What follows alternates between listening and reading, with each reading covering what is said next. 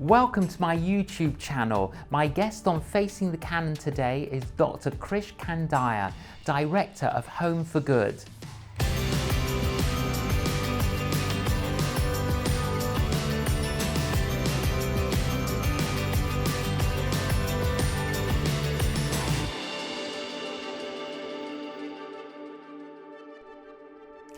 Krish Kandiah, welcome to Facing the Canon. Thank you, John. Lovely to see you. Now, what is Krish short for?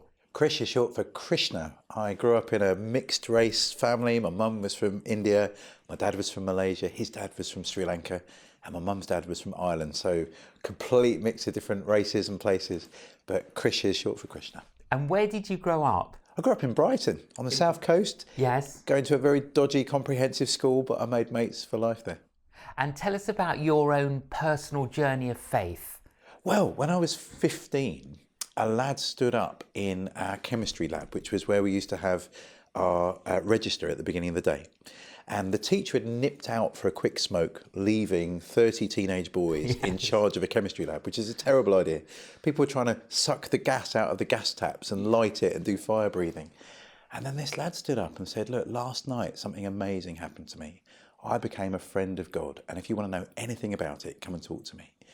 And so I thought that was the bravest thing I'd ever seen anyone do. And that obviously transformed you. It did, yeah, totally. I started a journey. I became like more than just a church guy. I became a follower of Jesus. We stayed in touch. I actually helped his wife become a Christian at sixth form, and then he's now a pastor up in Hull doing great stuff, and I do what I can with vulnerable children. That is amazing. Now, obviously, you've done a variety of different things, but the main focus of what you do now, Home for Good, just explain to us the journey that led you into that. Sure. Well, it's an occupational hazard to every Christian. God started to speak to me through the Bible.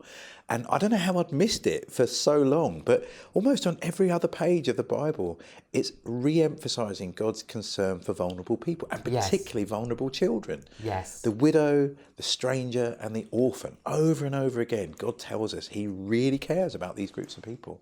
And so we started the journey to become foster parents and then adoptive parents. And it was through that experience we realised there are thousands of children in the UK that need loving families. When we first got started with Home for Good, we found out there were 5,000 children waiting for adoption, and there was around 9,000 shortage of foster carers. Yes. And those are big numbers. But then I did the maths and I found out there's at least 15,000 churches out there that love Jesus, that are passionate about the gospel, that are filled with the Spirit, care about justice. So that means we just need one new family per church to become a foster carer or an adoptive family, and for the church to wrap around them, and we could meet the entire current need. Amazing. That was the kind of vision that started us off, and that was 6 years ago now. Okay, so let's go back to when you and your wife, started the process of fostering. Yes. Is that quite a difficult process? Because I've heard from some friends of ours, yes, it's difficult. It's not easy. Sure. Well, our initial phone call was difficult, actually. It had taken me about a year to get ready to make the call. And it was back in the day when, well, apparently young people don't understand what this is, but you used to have to dial a number. You remember sure, that? Absolutely. So I'm dialing the number yes. for our local authority. And I said, oh, hello, it's Mr. Kandiah here. We're delighted to tell you we're interested in fostering or adoption. We haven't decided which, but here we are. We'll be useful to you. And I expected there to be a little fanfare at the end. You know, maybe they had a little tape recording for such a moment as this. Da, da, da. But no, it was like a really gruff voice at the other end going, how many rooms in your house? I'm going, oh, well, we've got a lounge and a kitchen and a bar. No. How many bedrooms have you got in your house? Well, we've got 3 bedrooms. Okay. Well, how many children do you have? We have 3 children. Oh, you're no good to us. I'm going, what? Like, you don't know anything about my parenting skills. You don't know why I'm doing this. That's not what I wanted to hear. So put the phone down, dialed again, tried to get a different operator.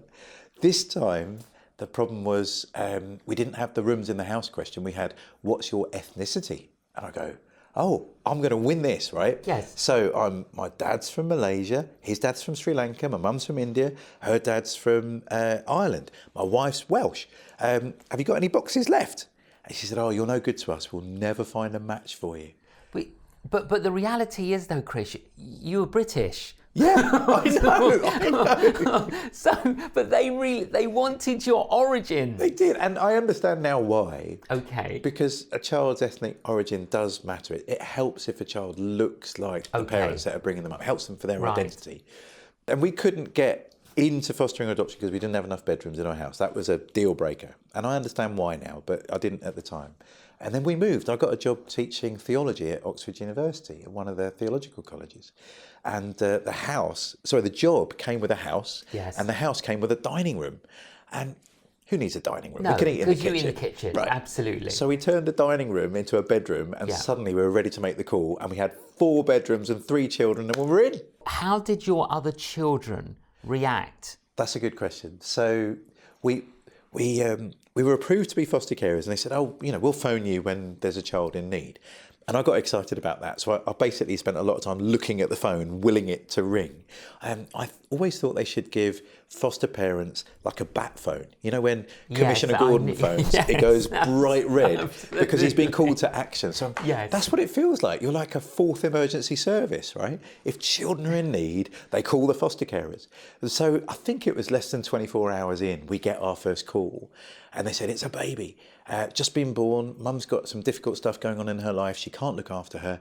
And so could you pick up this baby?"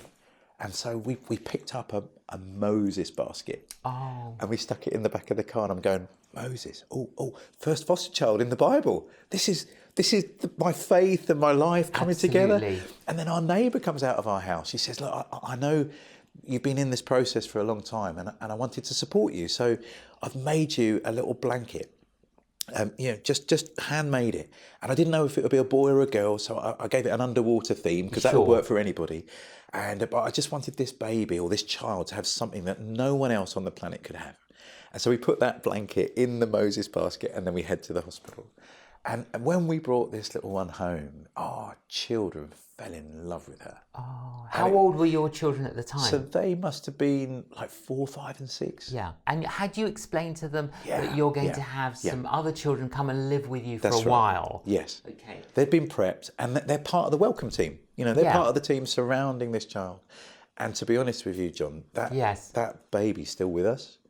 You adopted? We adopted her. Yeah, when she was 2, she had all sorts of difficulties in her life with her birth mum, and we were asked, this child has been toing and froing, bouncing around the system a little bit. Could you adopt her? And we thought, well, of course. Wouldn't it be great if we could be the social services asked you? They did, yeah. And so she's thriving and doing well. And the well. biological mother was happy for that? Well, that's a good question. We have met birth mum, and birth mum's got a lot of challenges in her life, and so she doesn't get that choice. Yeah. The government and the judges make that choice. Our job is not to decide who comes or doesn't come into care. Our job is to make sure every child in care gets a loving family. So give us the facts. Sure. In the UK, what is the situation regarding children? So sadly, there are, nearly 80,000 children in England alone that are in the care system. 70% of them have experienced neglect or abuse, physical or sexual violence against them. So they've been really badly treated and they're traumatised. And most of those children will be in a foster care placement, at least for some time, until the authorities decide what to do. And for those, Krish, that are not in a foster care situation, where are they? The other options are, I suppose, residential care homes. Yes. We normally use that in the UK if a family-based placement hasn't worked out. So maybe a child had multiple foster carers and that hasn't worked out. So they'll sometimes use a children's home. We're trying to reduce that in the UK because we recognise that family is the best place for children to thrive. There are another group of young people who sadly are often put in what's called inappropriate accommodation. Yes. So those are teenagers, often kind of aged between 16 and 18. And it's been in our news. Sometimes out of desperation, local authorities have used caravan parks, canal barges, Airbnbs, and they're living on their own and they're visited by social workers. We think that's totally out of order and these kids need loving families. So that's where most of those kids are. Of those kids in care, I think in the UK right now it's around 3,000 children that are waiting. And a lot of those kids that are waiting for adoption are older. They're not tiny babies. Yes. They often come from black and minority ethnic backgrounds. They're in sibling groups. The worst thing would be if the younger sibling gets adopted because people want a younger child, and the Yes. older one gets separated and left in care. And a lot of those children have additional needs. So our job at Home for Good is to say, come on, church, God cares about the widow and the orphan. Why don't we step up and be the parents that these children need us to be? Not driven out of a sense of self-interest. You know, I really want a child. I want a child to look like this and have blonde hair and blue eyes and be under 2, but out of a sense of passing on the grace of God to children in need. Absolutely. And so that's what we've been seeing over the years that Home for Good's been running. We've met hundreds of Christians that have stepped forward to foster. Many have stepped forward to adopt, often willing to take children that are left behind in the system and that it seems nobody wants, but Christians have stepped up and demonstrated the love of God to these kids. So you and your wife, you had your own children. Yes. You started fostering, adopted, you're still fostering, so you're a practitioner. That's right. And obviously you taught theology and you've done various other roles over the years, but then there was this calling to focus on this, and Home for Good was birthed. That's right. So obviously that's a massive thing. So it starts with your family in one home, and then you realize, hey, there's all these children that need homes. So when did you start Home for Good? So Home for Good was started as a charity 6 years ago. Yeah. And there was me, a mate called Phil, and I think we had a part-time admin assistant. And now there's about 38 staff, some in Scotland, some in Northern Ireland, but most of them in England. And they're doing a range of amazing things. So we do work with unaccompanied asylum-seeking children who are separated from their parents and they need somewhere safe to live, having fled war and terror and famine. We do stuff to kind of get alongside adopted and foster families because you need all the support you can get. Yes. We do work really closely with the government. The government starts phoning us up and saying, look, we love what you're doing. Can you help us fix this problem? And so one problem we're trying to fix is, why is it that black children wait the longest to be adopted? Yeah. So we get invited to kind of help host roundtables at 10 Downing Street as we bring the church and bring the government together to say we can fix these problems together. So I remember in an earlier conversation that we had some time ago, Krish, you were saying, look, this problem can be solved because there are enough families that could take a child. There are. Okay, so how do you communicate this message to thousands of families to step up? Brilliant.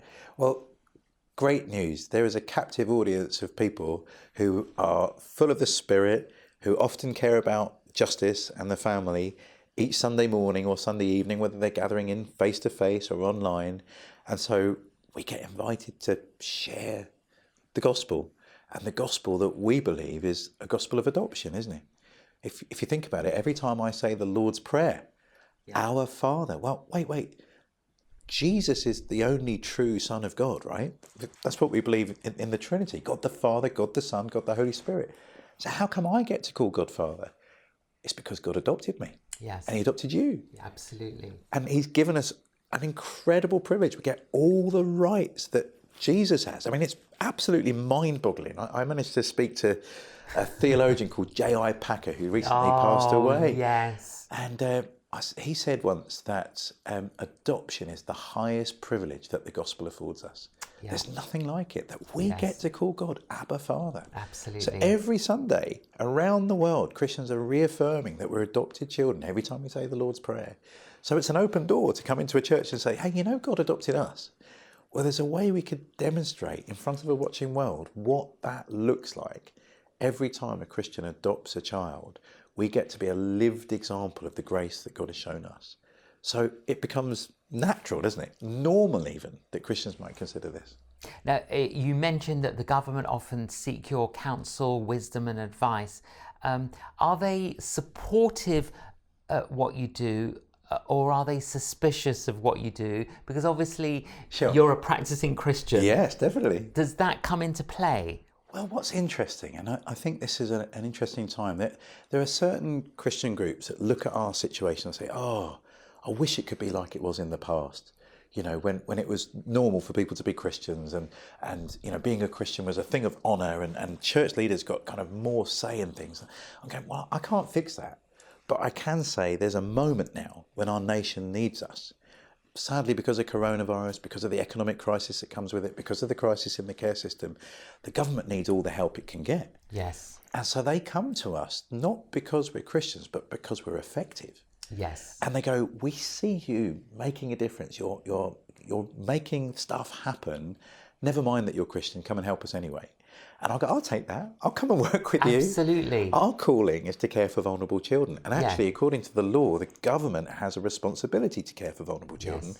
So where there's overlapping opportunity, let's work together. So they see your integrity, you know, and the values that you have as a Christian are good. Yes, exactly. You know, and Home for Good is good. Amen. That's what we want. That's what we're aiming for. Tell us, Krish, tell us a couple of stories Sure. of children maybe that were in vulnerable situations and what's happened to them. Oh, okay. So there's a lot. Yeah. I think of one lad that turned up at our front door. He was taller than me, and that's not hard. I'm vertically challenged. But he was taller than me, but he was all hunched over. And he had a big pink suitcase, which obviously wasn't his. It was a social worker's suitcase. And he had a horrible scar on his face and on his arm. He'd just come from A&E. And I thought someone had attacked him with a knife, but it was worse than that. One of his parents had used boiling water on him. And so he was traumatised, you know, just come out of A&E. He didn't want to be at our house. He'd never met us before. No. He comes into the house and he's in our lounge, and I'm normally quite good at speaking to people, but I couldn't get a word out of him. Yeah. You know, I'm trying to talk about football or music or school or anything. I can't get a word out of him. And then my boys came in. They were 12 and 13 at the time. And they used a therapeutic tool that I wasn't aware of. It's called an Xbox. Yes. And they said, hey, how about a game of FIFA? And this lad was Arsenal. My boys, I don't know what I did wrong. They don't support the best team in the world, Liverpool. They support Arsenal. Yes. But they let this boy be Arsenal, and they were Manchester United. And somehow Arsenal won 5-0. Yeah. But my favourite bit, it was just such a proud dad moment. I listened to the language my boys were using with him. Well done, mate. Good shot. You're really good at this. You've played before. They're just trying to pour grace into his life. And I thought, look, this is it. They've got it. They've got it. They've got it. And, you know, then it was dinner time. And we sat at the dinner table, and that's often when, you know, our foster children meet everybody else in the household. And my wife had cooked, like, everything we had in the freezer, because he'd come up in an emergency. And they don't come with a menu, like what the kids like. So we just cooked everything. You just cook it all. So we gave him chicken Kievs. And he goes, these are amazing. I've never had them before. So we had chicken Kievs every day for a week. He loved them. But that night we realised he didn't have a toothbrush. It wasn't in his big pink suitcase. So we go down to Sainsbury's, and I'm like, you know, the mother hen going up and down the aisle with this lad and my two boys all following me, and I couldn't find the toothbrushes. Like, where do they keep toothbrushes in Sainsbury's? And this lad who couldn't talk to me at the beginning, he cracks a joke. Yeah. He says, "You've not been here very much, have you, Krish? I bet you don't even know how much a pint of milk costs." And I thought, wow, what a transformation. Yeah. Before he couldn't look me in the eye, now he's teasing me. And I thought, God, this is it. I'm having a spiritual moment in a Sainsbury's looking for a toothbrush. And for me, that privilege of trying to pour grace into a child's life, there's nothing like it, John. So what's gone on with him? Where's he ended up? Do you know? So he lived with us for about a month. It was interesting. He came with us to some Christian festivals that I was speaking at, and we were allowed to take him along, and he had a whale of a time. And then he moved on to a long-term foster family. Our situation didn't quite work for him. But we got a letter from his school. They said, we want you to know this. We did highlights of the year at the end of the school year. And this boy had had a traumatic life, right? He'd come into care, separated from his parents. And he wrote at the end of the year, he said, the highlight was staying with the Kandiahs. And I thought, whoa. Wow. What an honour. Again, just in however long we get to look after these kids, we want to give them a taste of God's grace. That's our aim. And is it hard? I mean, he lived with you for a month. You grew to know him, you grew to love him. Is it hard when they leave? Oh man, it's like having your heart ripped out. We had a little girl we looked after for 4 years. And at the end of that, we're saying goodbye, right? And the number of times I've been trying to keep it together until the car pulls away with the new adoptive family or the new foster family. I'm just trying to keep smiling to the kids. Their picture of me is cheering them on at the end. But when they leave, we all break down. So it's hard. And some people say, Krish, I couldn't do it because of that. Yes, and in that story there, Krish, did you not have a choice about that little girl? No. No. Often we don't. As foster parents, you don't get the choice of who comes into care or when they leave. No. So will you get a message on a Monday that she's leaving on a Tuesday? Sometimes it can be that short. Normally, they give you a better time. That's traumatic, though. It is. Even if it's a week, it's still traumatic for them and for yourselves. It is. Some people tell me, Krish, I could never do what foster carers do because I would love the children too much to see them go. And I'm going, hang on, we need to redefine love here, because you're saying you won't get involved in this child's life because you're scared you're going to get hurt. That isn't love. We follow a crucified Saviour who loved us enough to suffer for us so that we could be adopted into God's family. Absolutely. And so our job is, we should soak up the pain. We're the adults in this conversation, aren't we? So we need to do whatever's going to help these children. And for as long as they're with us, they need to feel as loved and supported and as cared for as every other member of your family. And we don't have control about when they leave, but we do have control about how they feel.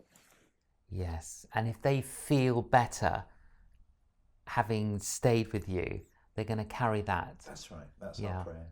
And have the children that you have fostered over the years become aware of your own personal faith? Yeah, of course. We're really open about who we are as Christians. We talk about Jesus at the dinner table. We go to church, we pray. It's a normal part of our life. It's not a segment that we can hide from anyone that lives in our house. But we're really careful that we want to make sure that children feel safe to be who they are. I always think about it the other way around. Imagine that my children were in care and it was a Muslim family looking after them. How would I want my children's Christian faith to be treated? I want them to be free and I want them to be honoured. Yes. So for me as a foster parent, my job is to invite and be open about who I am. And if they want to ask questions, fantastic. If they don't, well, they have the right to their own beliefs. Absolutely. Yeah, I like it where we read about in the Gospels when Jesus got lost. Yes. And obviously he wasn't lost, but they thought he was lost. And then it says he went back with his mother and stepfather and he grew. Yes. In favour with God and in favour with people. And there's something beautiful about that he grew socially. Yes. He grew physically, That's grew right. emotionally, grew psychologically, and he grew spiritually. And it is easier to raise healthy children than to mend broken adults. Wow. Yeah. Isn't it? Yeah, that's right. Which is what you're doing. What now, I've got your book here, Krish. Oh, there you go. Krish Kandiah, The Greatest Secret. I love that. Well, now, go on. What made you give it that title, The Greatest Secret, there? Well, it's weird. As we talked about, J.I. Packer said that adoption is the highest privilege that the gospel affords us. Yes. And yet we don't really talk about it very much. We talk about getting rescued or forgiven or redeemed or justified. Very rarely do we talk about being adopted. But being adopted changes everything. It changes how I pray to God. The Lord's Prayer and adoption prayer. It changes how I think about church. Church are my adopted family. I don't just get adopted into God's, the Trinity, Father, Son and Holy Spirit, that family. I get adopted into a church. So church isn't something I just turn up to once a week. It's a family I belong to. So this book tries to look at the whole Christian life and what does it mean to think about that in light of our adoption. It changes everything. So if any of our viewers have felt stirred, I mean, I feel stirred, Krish, we are talking about a generation of children that need love and care and guidance. But if any of our viewers are kind of feeling, wow, I've been thinking about this, or I feel stirred to think about this, it would be great to read your book, of course, and to read a bit of your own story. But what other advice would you give them? Well, the easiest thing to do is to visit the Home for Good website, homeforgood.org.uk. Loads of incredible stories and videos and blogs from Christians who have adopted or fostered, and some really practical stuff there to kind of help you. If you're in the UK, you can phone us. There's a lovely Christian person who doesn't say, how many rooms in your house? What ethnicity are you? But they'll help you and guide you through the journey. And this is a UK problem, but actually it's a global problem too. It's global. In America, there are 125,000 children waiting for adoption right now in the foster care system. And a lot of people think, oh, I've got to raise loads of money, it's expensive to adopt. No, it's completely free to adopt a child out of the foster care system in America. So we'd love to help you with that. We don't work in America, but again, you can contact us through our website to ask more questions about the process. And okay, someone's interested, they feel stirred, they make the phone call. Obviously, as we've heard with your own story, Sure. you know, there is a system, there is a process. But how long would it take if, say, you know, it was green light all the way through? How long would it take from today? What we're finding actually is it really varies. So our journey took us about 9 months from when we made the call in Oxfordshire to start the process, and we had the right number of rooms. 9 months to be approved, and then very quickly we were looking after a little girl. In lockdown, in some areas, it's actually happened quicker. Yes. They've worked ways around some of the bureaucracy. Yes. They're still as rigorous, but they've been doing it in weeks rather than months.